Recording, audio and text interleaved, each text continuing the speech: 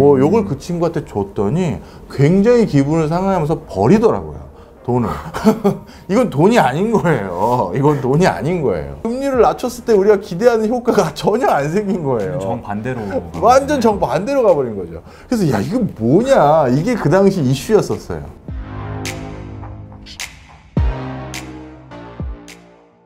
네, 저희 티타임즈가 준비한 투자자들을 위한 기초 경제 상식 2편을 시작할 텐데요. 저희 오늘은 통화에 관련된 내용입니다. 저희가 일반적으로 사용하는 화폐부터 시작해서 심지어 가상화폐까지 한번 다뤄볼 예정인데 지금부터 한번 시작해 보겠습니다. 자, 교수님, 저희 지난번 1편 마무리 부분에서 네. 중앙은행이 발행하는 가상화폐가 나오는 그런 시대가 될 수도 있다라고 말씀해 주셨는데 네. 우선 거기부터 한번 시작을. 지금 본격적으로 가상화폐를 발행하겠다라고 논의하고 있는 국가들이 좀 있는데요. 현재 그 중앙은행에서 발행하려는 디지털 화폐, 가상화폐요. 네. 이거는 비트코인이나 이런 거랑은 다른 거죠. 공신력 있는 한 나라의 중앙은행에서 디지털 화폐를 발행하겠다는 거니까요. 지금 이거에 대해서 논의하고 실제 시행을 하고 있는, 즉 시행이라는 건 내부에서 이제 제도를 만들어가고 있는 거예요. 네. 어떻게 하겠다는 이런 나라들이 가장 선도적인 게 이제 중국 인민은행. 중국 인민은행은 올 하반기에 특정 지역을 기반으로 테스트베드를 하겠다라고 합니다.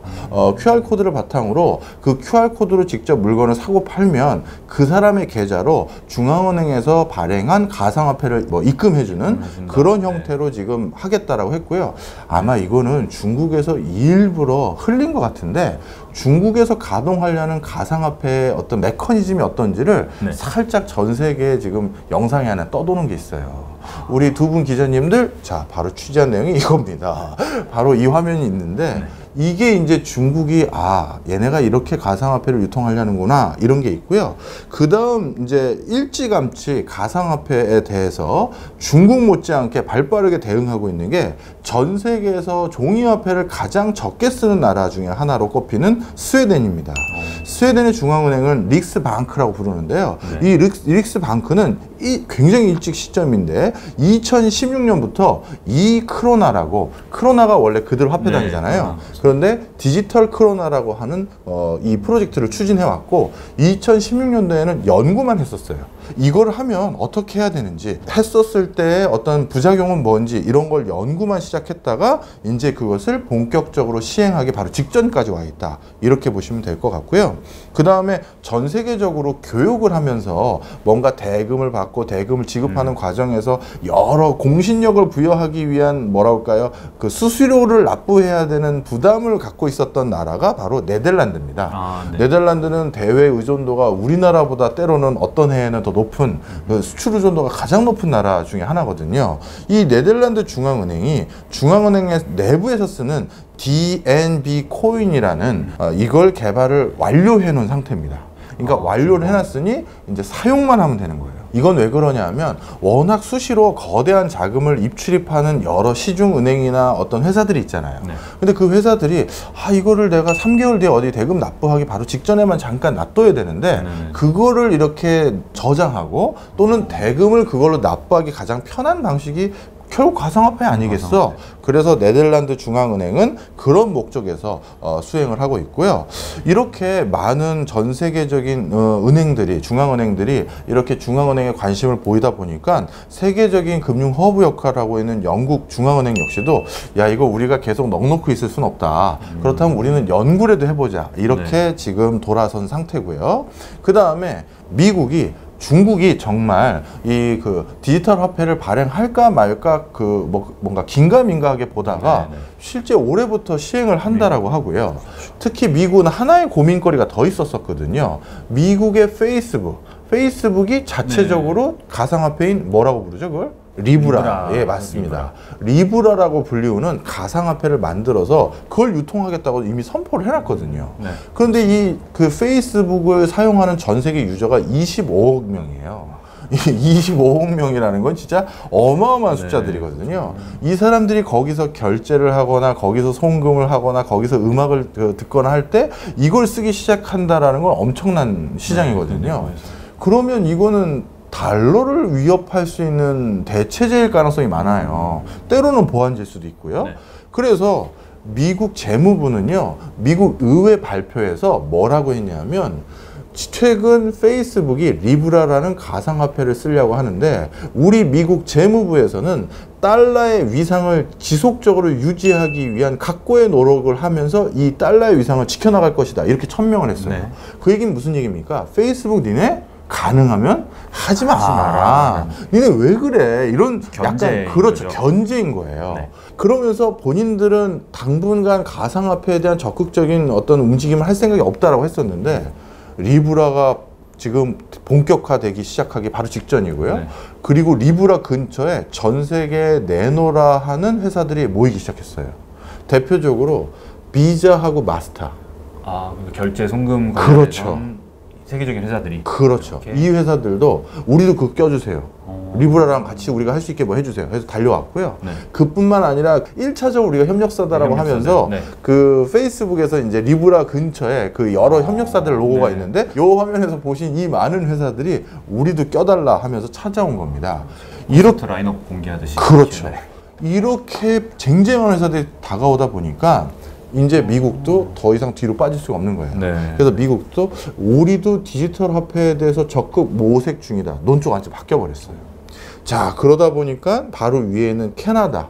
우리도 네. 가만히 있을 수 없다. 이렇게 돼 있고 일본 역시 우리도 가만히 있을 수 없다. 그리고 유럽이 되게 특이한데요. 유럽은 유럽 중앙은행이라는 중앙은행이 하나 있잖아요. 네. 중앙은행에서도 블록체인 기반으로 가상화폐를 연구하겠다는 팀이 있는데 그 유로화를 사용하고 있는 프랑스 있지 않습니까? 네.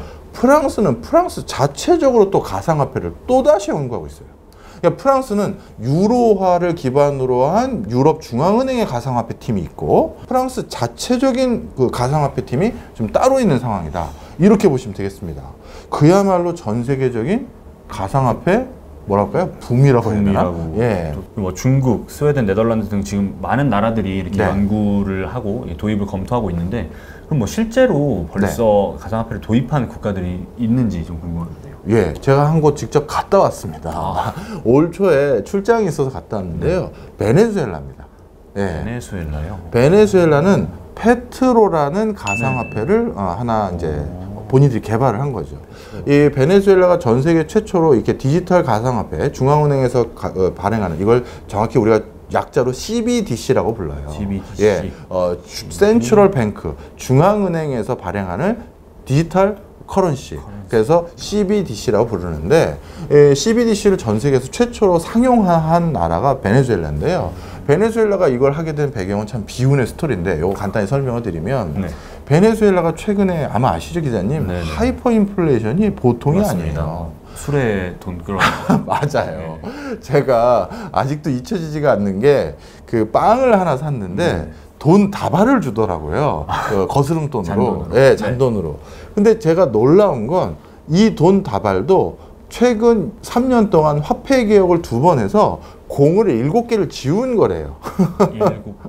공 7개를 지웠는데도 이런 정도예요. 볼리바라가 그 나라의 화폐 단위인데요. 네. 그 나라에서 볼리바라로 중앙은행이 종이화폐로 발행했던 가장 고액권. 우리나라는 발행된 가장 고액권 화폐가 5만 원. 5만 원권이죠. 우리나라 5만 원권과 똑같이 가장 고액권이 5만 볼리바르인데요. 네. 그 5만 볼리바르도 아까 말씀드린 것처럼 공이 7, 8개를 지운 거죠. 네. 그런 그 5만 볼리바르가 만약에 달러로 환전을 한다면 몇 달러나 될 것 같으세요? 우리나라는 1달러에 1,000 얼마니까 5만 원권이면은 뭐 10달러가 아니죠. 뭐 한 30달러 가까이 받는 거네요. 네. 공 7개를 지웠음에도 불구하고 1달러가 안 돼요. 1달러 안 되는. 안 돼요. 센트 단위로 내려가 버리는. 그렇죠. 그러다 보니까 어떤 일이 있었냐면 제가 처음 공항에 가서 네. 꼬마인데 좀 옷이 좀 남루하더라고요. 그 예. 친구가 이 짐을 들어줘도 되겠냐라고 하는데 아마 용돈벌이 하러 나온 네. 것 같아요. 그래서 아유 뭐 제가 들어도 되는데 그 친구한테 돈을 주고 싶어서 가정 아니까. 예, 예. 네. 그래서 그래 네가 좀 들어줘라라고 하면서 그리고 나서 제가 화폐 단위를 잘 모르고 5만 볼리바르는 제일 고액권이니까 그 밑에 있는 한 10,000 볼리바르인가 뭐 요걸 그 친구한테 줬더니 굉장히 기분을 상하면서 버리더라고요. 돈을. 이건 돈이 아닌 거예요. 이건 돈이 아닌 거예요. 베네수엘라는 어떤 상황이 됐느냐? 네. 다시 또 화폐 개혁을 이 정도면 또 해야 되잖아요. 그렇죠. 공을 또 지우고 다시 고액권을 만들어야 뭐가 이게 돌아가는 거지. 5만 볼리바르 이하는 그냥 버리는 거예요. 버려버려요. 예. 그래서 화폐 개혁을 하려고 했는데 네. 자체적으로 돈을 찍어낼 기술이 없어요. 그래서 그동안 어떻게 했느냐, 영국에 네. 지폐 만드는 기술이 영국이 또 발달했지 않겠습니까? 네. 영국의 지폐를 찍어달라고 하고 대금은 뭘로 냈을 것 같으세요? 원유. 전 세계 기름, 원유 기름, 매장량 1위. 예. 기름으로 대금을 납부하기로 했지 않겠습니까? 예. 그런데 미국이 전 세계로부터 베네수엘라 금융 거래를 모두 봉쇄해 버렸어요. 돈을 줄 수도 없고 석유 가격은 폭락을 해서 그거는 어디다가 팔라고 해도 팔 수가 없는 거예요. 그런데 화폐 개혁은 해야 되는데 돈은 없고 찍어낼 윤전기를 못 돌리는 거잖아요. 네네. 그래서 결국 선택한 게 가상화폐를 내자라고 한 거예요. 가상화폐를 그 국민들에게 좀 융통을 하려고 했는데 그 정도 되는 정부면은 국민이 그걸 믿겠습니까? 안 믿거든요. 7개를 뗐는데. 야, 얘네가 이제 돈도 안 주고 뭐 이상한 뭐 우리로 따지면 옛날 같으면 도토리 같은 걸 주는데 나보고 이걸 월급으로 받아가려는데 그걸 받겠냐고요. 받아야 되나 이제. 국민들의 민원이 장난이 아닌 거예요. 그래서 어쩔 수 없이 국가에서 베네수엘라에서 발행하는 가상화폐를 페트로라 부르거든요. 네, 페트로. 그걸 발행하면서 어떻게 했느냐? 국민들이 그나마 베네수엘라에게 믿고 있는 건 이 석유 가격, 석유예요, 석유. 석유 가격이 다시 언젠가 올라가면 네. 우리 베네수엘라도 빚도 갚고 다시 옛날처럼 잘 사는 나라가 될 수 있다라는 그 일말의 희망이 있어요. 그래서 여기에 그 가상화폐의 공신력을 빗대기로 결정한 거예요. 베네수엘라의 가상화폐는 이름도 그래서 페트로고, 네. 그 석유를 의미하는 네. 페트로고, 그래서 베네수엘라의 가상화폐는 석유 1갤런당 얼마와 어떻게 보면 폐그를 시켜버린 거죠. 네. 석유 본위제. 그렇죠. 석유 본위제가 된 거예요. 그래서 이걸 믿어라. 우린 이건 석유 몇 개럴과 아니면 이거와 동일한다. 화폐가 이렇게 되는 거다. 이렇게 하면서 화폐를 발행하기 시작했고, 네. 이름도 그래서 페트로로 정했고, 그리고 어떻게 했느냐. 국민들이 좀 쓰게끔 권장하기 위해서 참 이러면 안 되는 건데 그렇게 화폐를 남발해서 나라가 이 지경이 됐는데 또 그걸 또 하는 거예요. 어떻게 했느냐. 크리스마스 이브에 전 국민들에게 선물로 가상화폐 페트로를 또 나눠줬어요. 쓰라고. 의도는 좋아요. 쓰라고 나눠줄 건데 또 화폐를 찍어내기 시작한 거거든요. 더 쉽게 찍어낼 수 있는. 더 쉽게 찍어낸 거죠. 저 글자만 입력해주면 되는 거니까. 그래가지고 또 입력을 해준 거예요. 근데 국민들 입장에선 그래도 크리스마스 이브에 내 통장에 뭔가 페트로로 뭐가 찍혔단 말이에요. 네. 그럼 이 기자님 이거 찍혔어요. 그럼 어떤 심리이실 것 같으세요? 써야 되나? 당연히 써야죠. 밑져의 본전이잖아요. 공돈이잖아요. 야, 이거 진짜 재난지원금 같은. 맞아요. 진짜 되는지 안 되는지도 궁금도 하고, 네. 그리고 이 페트로만 받아주는 국가에서 운영하는 마트가 있는데 거기를 가면 이 페트로로 물건을 살 수 있다니 네. 거기를 가보자. 거기는 우리 동네 앞에 있는 마트는 지금 물건이 거의 없는데 왜냐하면 외국에서 생필품이 안 들어오는 거예요. 네. 없는데 거기는 물건이 넘쳐나니 페트로마트에는 막 네, 그 페트로마트에 가서 한번 사보자 해서 진짜 크리스마스 이브가 지나고 그 다음 거기를 가봤더니 줄이 인산인해로 이루는 거예요. 그리고 야, 이 페트로라는 게 이게 쓸모가 있네 라는 인식을 지금 하나하나 심어주고 있고, 그리고 공무원들에게는 네. 이제 급여를 페트로로 입금을 시켜버려요. 페트로로만 입금을. 그걸로만. 네. 그래서 베네수엘라는 한 나라가 네. 지금 시중에 실질적으로 중앙은행에서 발행하는 화폐는 두 가지입니다. 네. 종이화폐인 볼리바르. 이건 발행이다기보다는 계속 공신력을 부여해서 유통을 하고 있는 거죠. 기존에 발행되고 있는. 그리고 새로이 나온 게 페트로. 이 두 가지가 나오고 있고요. 실질적으로 베네수엘라의 상류층은 어쩔 수 없이 달러를 쓰겠죠. 그래서 화폐가 여러 개를 들고 다녀야 돼요. 네, 거기서 뭐 물건 사려면. 네. 자, 그래서 실제 전 세계에서 가장 먼저 가상화폐를 쓰고 있는 나라는 베네수엘라고 방금 같은 사유 때문에 쓰고 있다. 일전에 저 유동성에 관한 얘기도 했었는데 유동성이랑 사실 통화량이랑 좀 관련이 있다고 보이는데 그런 가상화폐를 발행함으로써 그런 좀 유동성을 조금 억제한다고 할게요. 표현을 어떻게 해야 될지 모르겠는데 좀 그런 줄일 수 있는 효과 혹은 통화량을 좀 흡수하는 효과가 있을지 그것도 궁금합니다. 네. 오히려 시중에서 걱정하는 거는요. 네. 베네수엘라처럼 종이화폐는 온전히 다 있으면서 여기다가 더 얹어서 가상화폐까지 만약에 발행을 하는 거라면 이 전 세계 중앙은행과 아니면 리브라라는 이제 굴지의 글로벌 기업들까지도 화폐 같은 대용체를 발행하게 되면 결국 뭐가 유발될 가능성이 많은 거 아니냐? 인플레이션. 물가가 올라갈 가능성이 많은 거 아니냐라는 의구심을 굉장히 많이 표명들을 하고 있어요. 네. 이 의구심은 반은 맞고요, 반은 틀립니다. 많은 국가에서 가상화폐를 발행한다고 했었을 때 원래 그 나라의 경제를 우리가 조절하는 게 금리를 통해서 또는 그런 방법론을 통해서 통화량, 시중에 유통되는 통화량을 조정하는 거라고 아마 지난 시간에 설명드렸는데요. 네. 그래서 지금 많은 국가의 중앙은행은 원래 우리가 당초에 계획했던 그 통화량을 넘어서는 수준으로는 가상화폐를 발행하진 않겠다. 네네. 그러면 이 전체 통화량 총량 중에서 종이화폐로 발행하는 건 얼마, 그리고 가상화폐로 발행하는 건 얼마, 이렇게 하겠다는 것이지 종이화폐로 발행하는 거에다가 플러스 알파로 가상화폐를 더 발행하는 거는 생각하지 않고 있다. 그러니 물가 인상은 크게 걱정하지 마라. 이게 중앙은행의 어떤 기조예요. 네. 자, 그런데 그러면 정말 물가 인상은 유발되지 않는 거냐라고 했었을 때 꼭 그렇지 않을 가능성이 많다라는 겁니다. 왜 그러냐면요. 우리가 현금 10,000원 하고요. 싸이월드 도토리 10,000원어치 하고 그걸 바라보는 시각. 옛날 이 기자님 싸이월드 하셨을 때 똑같았나요? 네. 아니죠. 전혀 달라요. 쉽게 생각하는. 훨씬 쉽게 생각합니다. 네. 그래서 많은 행동경제학자들은요. 어떻게 얘기를 하냐면 실제 현금 10만 원하고 네. 우리가 백화점 상품권 10만 원을 비교했었을 때 훨씬 더 사치성 소비에 쉽게 지출을 많이 하는 거는 현금 10만 원이 아니라 백화점 상품권 10만 원이더라는 거예요.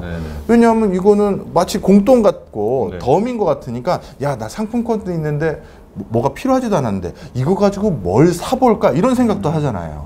그러니까 지출이 훨씬 더 용이해진다는 거죠. 네, 맞습니다. 자, 그런데 상품권과 굉장히 유사해 보이는 사이버머니, 어떻게 보면 포인트와 같은 이런 무슨 중앙은행 도토리 같은 게 나온다면 이건 사람들이 훨씬 더 지출로 이어지기가 쉬울 거라는 거예요. 자, 그렇다면 시중에 통하는 돈은 찍었는데 어디 자꾸 창고에 갇혀가지고 유통이 안 된다면 물가 인상에 커다란 영향을 못 미치는 화폐일겠죠. 네. 그런데 그게 아니라 이 잠자고 있던 통화가 가상화폐로 바뀌어서 이게 만약에 유통이 된다고 한다면 드디어 시중에 유통되는 통화의 양은 늘어날 것이고 그것으로 인해서 물가 상승이 유발되는 효과는 전통적인 화폐보다 높다. 이렇게 진단하는 학자들도 많다는 거죠. 그래서 이거는 앞으로 가상화폐를 대하는 태도가 우리가 어떤 형태로 생길지를 봐야지 결판이 나는 것 같아요. 가상화폐를 이제 중앙은행이 발행을 하게 될 텐데요. 그러면 사실상 저희 일반인들도 이렇게 중앙은행과 거래를 하게 되는 그런 관계에 놓일 수 있는 거 아닌지. 예, 설명을 드리겠습니다. 아마 우리 투자자들은 당연히 한국 분들이시기 때문에 한국의 특히 중앙은행의 상황이 궁금하실 거예요. 일단 결론부터 말씀드리면 국가마다 이건 다 다른데요. 네. 우리 한국은 가능할 것으로 보여집니다. 해외의 여러 중앙은행들 중에서 중앙은행에서 직접 가상화폐를 발행하려고 시도 중에 있는 국가들 중에는요, 우리 같은 개별 금융 소비자들을 대상으로 한 가상화폐 거래를 할 생각이 없고 네. 기업이나 시중은행과의 거래를 할 때 가상화폐를 사용하려는 데도 있어요. 네덜란드 같은 나라. 그렇습니다. 그런 데가 대표적인데 우리나라에서 지금 현재 고민하고 있는 추세는 아니다. 국민들이 직접 가상화폐 계좌를 한국은행과 개설을 할 수 있도록 만드는 형태로 지금 논의 중에 있습니다. 네. 우리나라 한국은행에서 지금 가상화폐가 어떻게 진행되고 있는지 그럼 이 기회에 한번 좀 설명 좀 드려볼까요? 작년하고 올해가 완전히 달라요. 작년은 한국은행에선 많은 우리 이 기자님 같은 분이 한국은행 출입하시면서 우리 한국은행은 CDBC 안 해요? 이렇게 물어보셨을 거 아니에요. 그럼 작년에는 연구는 하고 있습니다. 그러니까 하겠다는 게 아니라 연구 정도 하고 있다. 언제 우리가 어떻게 될지 모르니까 이게 기조였어요. 네. 그런데 올해부터는 어떻게 됐느냐? 한국은행에 이제 출입을 하시다가 직접 들어가 보시면 가상화폐 관련된 팀 하나 반이 하나 생겼어요. 반. 네, 반은 팀보다 더 상위 네, 개념이겠죠. 제가 알기로 여긴 부구 반일 겁니다. 아. 제가 정확하게 지금 네. 기억이 났는데 이 반은 가상화폐를 구현하기 위한 엔지니어적인 접근을 하는 곳이에요. 뭔가 이것도 뭔가 계좌를 정리하고 분장을 해서 네. 저장을 하고 하는 시스템이 필요하니까요.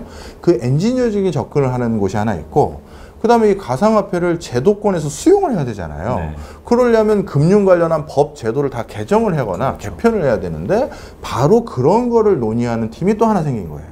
그래서 요 두 가지 이제 새로운 부서가 생겼기 때문에 이건 네. 뭐겠습니까? 우리 할 거다라는 거예요. 본격적인 예. 준비에 나선다. 맞습니다. 부서가 생기면서 거기서 논의하고 있는 건 우리 같은 개별 금융 소비자들이 한국은행과 직접적으로 가상화폐 계좌를 틀 수 있게끔 하는 건데, 자, 그러면 앞으로 미래에 한국에서 어떤 일이 생기느냐? 예. 간단히 말씀드리면 이거예요. 주거래 은행이 어디십니까? 국민은행. 국민은행. 월급 들어오는 은행. 예. 자, 그러면 이제 우리 이 기자님이 국민은행에 딱 다시 가서 저 통장 하나 개설하러 왔습니다. 그러면 지금은 그냥 당연히 요구불 통장, 그냥 수시 네. 입출금하는 거라고 생각하고, 예, 고객님 여기 하나 만들었습니다 하고 그냥 그거 끝나잖아요. 네. 그런데 이제 앞으로 만약에 한국은행에서 CBDC 사업을 본격화하고 난 다음엔 어떻게 되느냐? 시중은행에 가서 통장 하나 만들러 왔어요 라고 하면 그 창구 직원분께서 반드시 되묻게 돼 있습니다. 어떤 통장인가요? 종이화폐를 기반으로 한 통장인가요? CBDC 기반으로 한 통장인가요? 이렇게 물어보게 될 거예요. 네. 그러면 종이화폐를 기반으로 한 통장이라면 그거는 그 통장과 관련된 그 거래 그 계약을 누구랑 한 거냐면 방금 말씀드렸던 시중은행, 국민은행과 내가 그 통장을 바탕으로 한 금융거래를 체결한 게 돼버리는 거예요. 네. 그런데 그게 아니라 가상화폐 예금 통장을 개설하려고요 라고 하면 그 국민은행은 일종의 브로커 역할만 하는 거고, 우리 이 기자님은 누구와 계약을 한 거냐면 한국은행하고 계약을 한 거가 되는 겁니다. 한국인의 지점은 없기 때문에, 그렇죠. 도시가 없기 때문에 시중은행이 이제 대행을 해주는 대행 거죠. 역할만 한다. 그래서 그 한국은행과 계좌를 트게 되는 겁니다. 이렇게 두 개가 구분되게 되는 것이죠. 그렇게 이제 가상화폐가 발행이 될 경우에 기업이라든지 네. 그런 아까도 물가도 말씀을 해주셨는데 네. 좀 궁금한 건 이제 저희 뭐 주가라든지 이제 뭐 그런 거에 미치는 영향은 또 어떨지, 한국의 경우 네. 한정을 해서. 지금 이것 때문에 중앙은행도 고심이 많아요. 그리고 중앙은행과 관련된 학자분들이나 아니면 시중금융권도 야, 이제 우리 어떻게 되는 거야? 이걸 고민을 많이 합니다. 왜 그런지 설명을 드리면 작년 9월로 기억하는데 굉장히 이례적인 사건이 하나 생겼어요. 시중의 금리를 오히려 더 낮췄습니다. 네, 경기를 그렇죠. 좀 부양해 보자 라고 더 낮췄더니만 어떤 현상이 생겼냐면 한 달 동안 초단기 금융상품에 잔고가 더 들어온 거예요. 돈이 더 입금된 거예요. 금리를 낮추면 네네. 사람들이 어떻게 하기를 중앙은행이 희망한 거냐면 네. 돈을 가져다가 쓰기를 바라는 투자를 거죠. 하든 소비를 하든, 네. 맞습니다. 그런데 금리를 낮추면 야, 이거 뭐 이자도 얼마 안 나오고 나 그동안 사고 싶은 거 사야지, 아니면 나 공장 짓고 싶은 거 지어야지 이 생각을 해야 네. 되는데, 아니면 대출을 받아서라도 뭘 해야지 라는 생각을 해야 되는데 오히려 돈이 더 들어온 거예요. 금리를 낮췄는데 돈이 왜 더 들어왔나 봤더니 주요 돈을 넣은 사람들은 바로 은퇴자들, 초고령자들이거나 아니면 금융소득으로 생활하는 노령층들인 거예요. 네. 이분들은 뭐냐 하면 그동안 내가 은행에 돈을 넣어놓고 거기서 나온 이자 소득으로 내 생활비 내고 관리비 내고 했었는데 네. 시중금리가 더 낮아지니까 그 생활비가 부족해졌잖아요. 그렇죠. 그러니까 어떻게 한 겁니까? 돈을 더 넣은 거예요. 더 넣어서 이자 원래 나와야 될 돈이 나오게끔 돈을 더 넣은 거예요. 그러니까 금리를 낮췄을 때 우리가 기대하는 효과가 전혀 안 생긴 거예요. 정반대로. 완전 정반대로 가버린 거죠. 그래서 야, 이거 뭐냐, 이게 그 당시 이슈였었어요. 그래서 이 고액 자산가들은 금리 뭐 시중에서 그 돈 얼마 그 이자 나오는 거 이게 중요한 게 아니라 굉장히 보수적인 지금 경제 활동을 하고 있거든요. 네.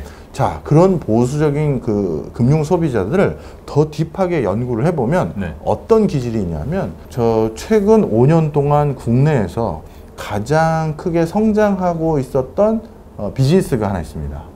우리 사실 이거 투자 공부하시는 분들은 이 경제라는 게요. 네. 제가 지금은 이제 통화를 말씀드리잖아요. 네. 그걸로 인한 현상들을 말씀드리잖아요. 네. 그리고 현상으로 인해서 생기는 어떤 행태들이 있습니다. 그 행태들로 인해서 돈을 버는 회사들이 생겨요. 그래서 실제 주식 투자를 했었을 때 가장 이런 거를 시청하고 돈을 제일 잘 버는 방법은, 그래, 이렇게 고액 자산가들은 이제 은행에 돈을 더 예치하지 적극적인 투자도 안 하려고 하고, 네.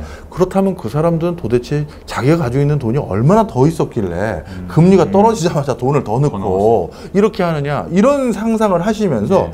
그렇다면 그 사람들의 고민은 뭘까? 그 사람들은 지금 어떤 행태를 보일까? 이런 걸로 이어져야 돼요. 그러면 자연스럽게 뭐에까지 연장이 돼야 주식 투자를 잘 할 수가 있냐면, 요즘 우리나라에서 되게 성장하고 있는 사업 중에 하나였던 게 개인 금고 사업이에요. 개인 금고. 네. 이제 이 넘치는 유동성을 예. 어떻게 할 수가 없는 거예요. 은행에 돈을 더 넣는 방법도 있지만, 네. 은행에 돈을 더 넣었다가 그 은행 망하면, 불안한 거죠. 그렇죠.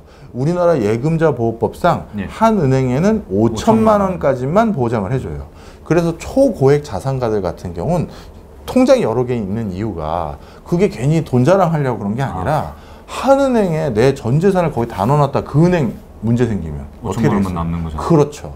그러다 보니까 우리의 얼마, 하나의 얼마, 뭐 산업은행이 얼마, 기업은행이 얼마, 가만히 있어. 우리나라의 은행이 또 어디 있지? 다 넣고, 이 금융권 저축은행 같은 경우는 불안정하니까 딱 5천만 원 정도까지 좀 몇 개 넣어놓고, 네. 또 이렇게 돼버리는 거죠. 그리고 또 불안하고 돈은 남았으니 삼성전자 같이 안전한 것도 사놓고, 예. 그리고 또 부족하니 또 금괴도 좀 몇 개 사놓고, 네. 이렇게 되는 거예요. 당연히 그 과정에서 요즘 부동산 값도 오르는 거죠. 자, 그러다 보니까 어떤 돈은 금고에 넣어놓기 시작한 겁니다. 물가 상승률까지 따져보면 그냥 단기 예금에 넣어놓는 게 오히려 손해거든요. 네. 그럴 바에는 뭐 그냥 금고에 놔도 뭐 넣어놓자 이렇게 된 거죠. 자, 그래서 최근 우리나라에서 급성장했던 사업 중에 하나가 개인 금고를 만드는 업태나 이런 데가 성장을 했고, 아세안 지역도 경제가 급격히 발달되기 시작하면서 네. 한국산 개인 금고를 사겠다는 수요자들이 또 되게 늘었어요. 잘 만드나 보네요. 예. 자, 그리고 최근 전 세계적으로 통화 지표에 네. 통화량으로 잡히는 그 숫자가 거의 국가마다 약간 차이 있어요. 거의 40% 가까이 급증했거든요. 아, 통화량 전체가 예. 말씀이시죠. 예. 그럼 그 돈은 또 어디다 넣어놓겠어요? 이런 게 맥락인 거죠. 네. 자, 그래서 다시 돌아와서 네. 이렇게 많은 유동성이 생기다 보니까 네. 어떻게 되느냐? 방금 제가 말씀드린 거에 정답이 있어요. 고액 자산가들은 그동안 가뜩이나 시중은행들도 불안한 마음이 있어서 내가 몇십억 예금도 못 해놓고 네. 5천만 원보다는 훨씬 넘지만 그래도 돈을 어디다 둘 데는 없으니 3억 원, 10억 원어치 예치를 해놨는데, 오라 중앙은행에 예금 계좌를 틀 수 있는 방법이 생겼네? 그렇죠, 이제. 자, 그러면 시중은행이 망할 가능성이 높겠어요? 중앙은행이 망할 가능성이 높겠어요? 당연히 시중은행이 그렇죠. 망할 가능성이 높죠. 훨씬 높죠. 예. 그렇다면 어차피 이 초저금리 시대에 네. 이자라고 해봐야 나올 것도 아닌 수준으로 나오니 안전한데 넣어놓자 라고 하면서 중앙은행에 직접적으로 계좌 개설을 틀 개인도 상당수가 있을 거다. 이제 그거를 가상화폐로 전환해서 그렇죠. 넣어둔다. 가장 안전한 곳으로 이렇게 넣어놓으면, 자, 그럼 이제 여기서부터 제일 고민이 많아지는 건 시중은행이죠. 기본적으로 예대마진으로 대출을 해주려면 대출을 해줄 돈이 있어야 되는데, 네. 쌈짓돈이 있어야 되는데, 예금 텄던 사람들 중에서 적지 않은 사람들이 돈을 인출해서 니네 말고 난 중앙은행에다 돈을 넣어놓을 거야 네. 라고 해버리면 우리나라 금융산업의 기본적인 종잣돈 숫자가 작아지면 이게 금융산업을 발달시킨 거야 위축시킨 거야 고민이 될 수 있잖아요. 그러게요. 예, 바로 이런 맥락 속에서 지금 연구가 한창이다. 그리고 그런 부작용을 막기 위한 제도적인 보완책이 아마 마련해서 나오지 않을까요? 그래야 뭔가 이루어지겠죠. 그렇죠. 지금 그런 상태입니다. 네. 선생님, 근데 저 요즘 뭐 카카오뱅크라든지 네. K뱅크라든지 지점이 없는 인터넷뱅크들이 네. 굉장히 잘 되고 있는데, 이런 경우에도 사실 실제로 현금을 저희가 뭐 입금을 해서 저축을 한 게 아님에도 이렇게 숫자로는 다 저희 계좌에 남아 있잖아요. 네. 뭐 그런 것과 이런 뭐 중앙은행에서 준비하는 그런 가상화폐의 차이는 좀 뭔지가 궁금합니다. 네, 설명을 드릴게요. 실제 우리가 인터넷 뱅킹으로 하면서 이미 숫자만 가지고도 다양한 네. 거래를 했는데 이렇게 가상화폐가 또 있을 필요가 뭐가 있느냐 이런 질문과 거의 맥을 같이 하는데요. 그 실질적으로 우리가 기존의 인터넷 뱅킹으로 주거니 받거니 한 그 숫자는 그 숫자를 거기 기입하려면 거기에 대한 근원적인 믿음, 신뢰를 형성할 수 있는 뭐가 필요하겠죠. 네. 그게 바로 종이화폐입니다.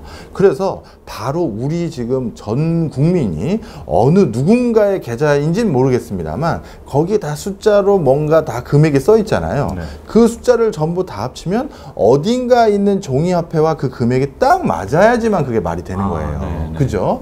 바로 그런 형태로 근원적인 믿음이 거기에 기반한다는 게 있는데 만약에 중앙은행에서 가상화폐를 만들거나 아니면 비트코인과 같은 가상화폐는 무엇인가 그런 기존의 전통적인 것에 기반을 두고 가상화폐를 만드는 것이 아니라 네.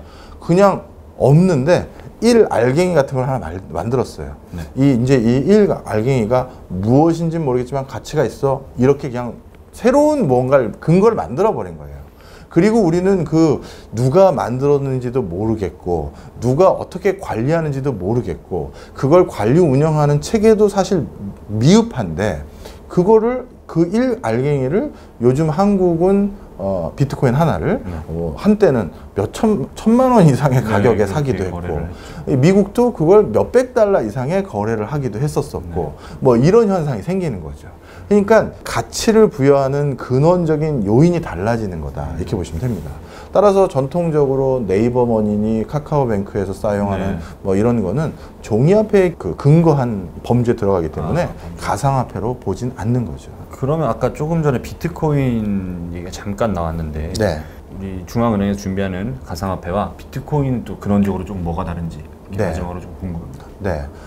일단 우리가 중앙은행에서 뭔가 숫자를 부여해서 발행한 것들은 믿음이 확 가거든요. 네. 물론 어느 나라 중앙은행이냐에 따라 차이는 있지만, 그렇죠. 예. 그래서 야 이거 10,000원 줄 테니까 그거 줘. 그랬을 때 10,000원 하면서 우리가 믿음이 부여하는 건 그 중앙은행이 우리의 경제 활동을 원활하게 하기 위한 그 공신력을 거기에 부여해 준 거예요. 이건 믿어도 됩니다라고요. 그런데 이런 체계로 그동안 우리가 인류가 여태까지 살아왔는데 그렇죠. 좀 전에 말씀드린 것처럼 누가 만든지도 모르잖아요. 그리고 어떤 방식으로 거래를 해야 될지도 우리가 잘 안 정해졌어요. 그냥 생성만 되는 거예요. 그런 거를 가지고 우리가 그 거래를 한다라는 것은 전혀 다른 접근이었어요. 그러다 보니까 그동안 계속 전개되어 왔던 모습은 이런 비트코인이라는 누가 관리 감독도 안 하고 위변조가 일어나는 건지에 대해서 누가 책임도 묻지도 않고 중앙은행에서 관리도 안 하는 이런 거를 우리가 과연 사용해도 될까? 여기를 투자해도 될까? 사용한다면 어떻게 해야 될까를 고민만 했다가 선도적으로 누군가가 여기에 공신력을 부여하기 시작했죠. 예를 들어서 우리나라도 몇 개 기업들이 우리는 비트코인으로도 결제를 받겠다라고 하기도 했고요. 스타벅스도 비트코인 사용을 우리가 허용하겠다 이렇게 논의한 적이 있었었고요. 뭐 이런 것들이 전통적인 화폐에 대한 개념을 수정해야 될 이런 도전에 놓여져 있는 거다 이렇게 보시면 되겠습니다. 다시 올려내요. 비트코인은 지금 비트코인에 관심을 두고 있는 투자자들 중에서는 부유층이라든가 아니면 자기가 공신력 있는 투자처에 투자하려는 사람들에게는 이게 아주 매력적인 시장이라고 보진 않아요. 네. 물론 자신의 돈 중에서 뭐 일부 그래 나도 뭐 비트코인에 뭐 요 정도는 넣어보지 뭐 이런 수준이지 비트코인을 중심으로 한 가상화폐 시장에 그걸 메인으로 삼진 자기 않거든요. 포트폴리오의 네. 중심에 네. 비트코인을 두지 않는다. 그렇죠. 그럼 지금까지 비트코인에 관심을 뒀던 사람들은 누구냐? 그 부동산, 아파트, 삼성전자 이런 우량한 투자처에 투자하기 어려웠던 사람들이 어떻게 보면 작은 돈으로 큰 돈을 벌 수 있지 않을까라는 그렇죠. 생각으로 많이 왔었어요. 그런데 이런 분들은 경제적인 상황이 취약해지면 돈이 확 빠지기도 하고 돈을 어딘가에 빼야 되는 거예요. 내가 생활을 하려면.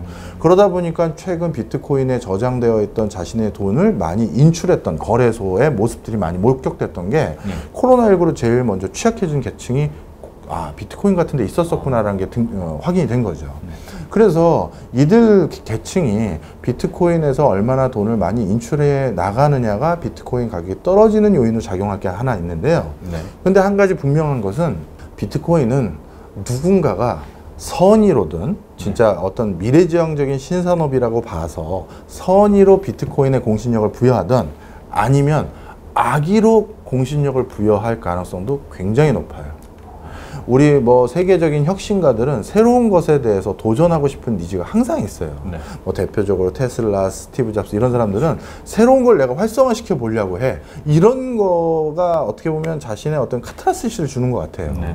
그러다 보니까 선도 기업들 중에서 비트코인에 뭔가 우린 비트코인을 결제 받을게요. 이렇게 하는 데도 많이 있거든요. 네. 그런 건 선입니다. 그런데 일부는 어떻게 되냐 하면 비트코인으로 장난칠 수가 있어요.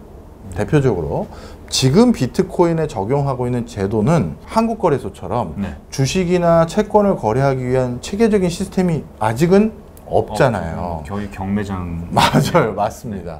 그러다 보니까 나쁜 장난을 치기가 쉽습니다. 대표적으로 설명드릴게요.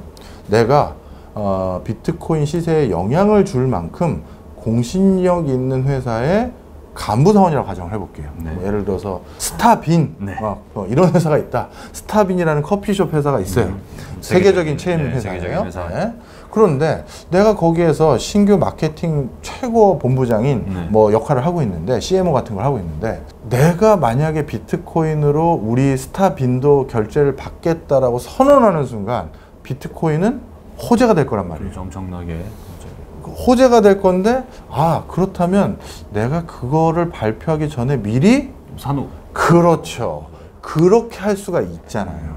그런데 지금 증권회사에 다니고 있는 어느 애널리스트가 자기가 어떤 거를 추천하기 전에 그 회사 그렇죠. 주식을 산다 만다 이게 됩니까? 안 되죠. 불가능해요. 불가능하죠.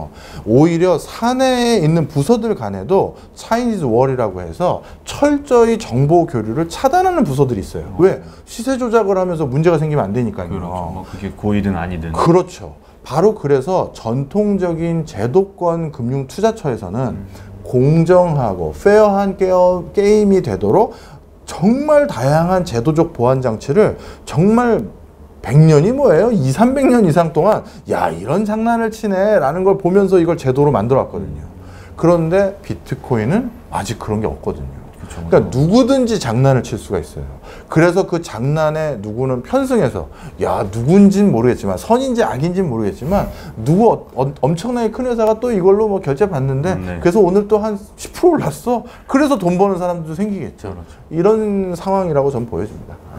네, 저희 2편에서는 통화, 그중에서 저희가 일반적으로 사용하는 뭐 지폐 혹은 화폐에 관한 얘기도 있었지만 지금 국가별로 연구하고 있는 혹은 도입 단계에 있는 가상화폐 얘기, 그리고 그 가상화폐가 앞으로 저희 물가라든지 그리고 기업 혹은 금융산업에 어떤 영향을 미칠지까지를 한번 살펴보는 시간을 가졌습니다. 저희 그럼 다음에는 뭐 하나요? 저희 다음 시간에는 환율에 대한 한번 얘기를 나눠보도록 하겠습니다. 알겠습니다. 그럼 다음 시간에 뵙겠습니다. 네, 지금까지 내용 재밌게 보셨나요? 저희 박종호 교수님과 함께하는 티타임즈 투자자를 위한 기초 경제 상식 재밌게 보셨으면 구독, 좋아요. 꼭 부탁드리겠습니다. 감사합니다.